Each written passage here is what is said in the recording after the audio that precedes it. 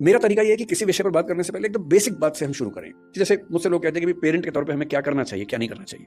तो मैं सबसे पहले बोलता हूँ कि मैं कोई खास पेरेंट नहीं है, तो आप मुझे कोई 30 मार खाना समझें। मैं बहुत सामान्य किस्म का पेरेंट हूँ, तो उतना ही बताऊंगा जो मैंने अनुभव से सीखा है, फेलियर से सीखा है। जिस मामले में मैं अपने बच्चे को नहीं समझा पाया, अब समझ में आया कि हाँ ऐसे होता तो और अच्छा होता, तो मैं उस अनुभव की बात कर सकता हूँ। सबसे पहला सवाल अपने आप से यह पूछना है कि हम अपने बच्चों से चाहते क्या है, पर्पस क्या है हमारा। अगर पर्पस स्पष्ट है तो तरीके सारे मिल जाएंगे, अगर पर्पस स्पष्ट नहीं तो तरीके नहीं मिलेंगे।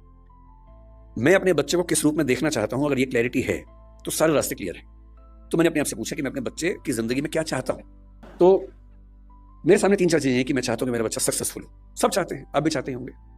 सक्सेस का मतलब है खूब पैसा हो, पावर हो, प्रसिद्धि हो, सामाजिक रसूख हो। फिर मैंने सोचा कि नहीं, मैं ये चाहता हूं कि मेरा बच्चा कायदे का इंसान बने, उसमें इंपैथी हो, पेरेंट्स से, परिवार से, दोस्तों से, समाज से अच्छा संबंध हो, कमिटमेंट्स पूरी करता हो। फिर मुझे लगा ठीक है कमिटमेंट्स, लेकिन मैं चाहता हूं कि मेरा बच्चा इतना मजबूत हो, स्मार्ट हो कि किसी भी चैलेंज को झेल सकता हो, घबराए नहीं। फिर लगा नहीं, मैं ये चाहता हूं कि मेरा बच्चा फिजिकली, मेंटली, इमोशनली फिट रहे, स्वस्थ रहे। फिर मुझे लगा कि सब कुछ हो तो कितना अच्छा है, लेकिन तभी समझ में आया कि सब कुछ तो मेरे पास भी नहीं है, तो मैं कैसे उम्मीद करूं कि बच्चों में हो जाएगा। तब मैंने अंत में एक चीज लिखी कि एज ए पेरेंट मेरी सबसे पहली और आखिरी इच्छा ये होनी चाहिए कि मेरा बच्चा खुश रहे जीवन में। इससे बड़ी क्या इच्छा हो सकती है।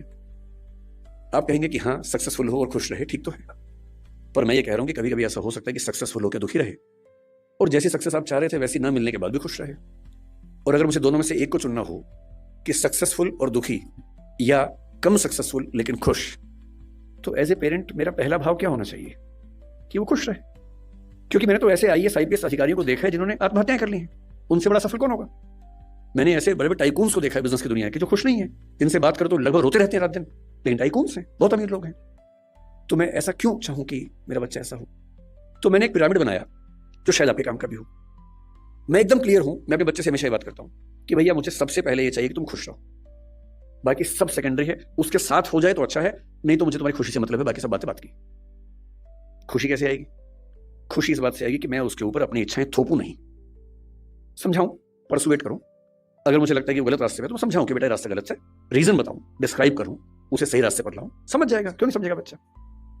पर मैं अपनी जिद में उसके ऊपर उसका करियर इंपोज करूं, नहीं तुम्हें यही करना होगा, तुम्हें इससे ही शादी करनी होगी, तुम्हें ऐसे ही जीवन जीना होगा। तो मैं ऐसे कई लोगों को जानता हूं जो बहुत सफल हैं और अपने माता पिता से, स्पेशली अपने पिता से नफरत करते हैं।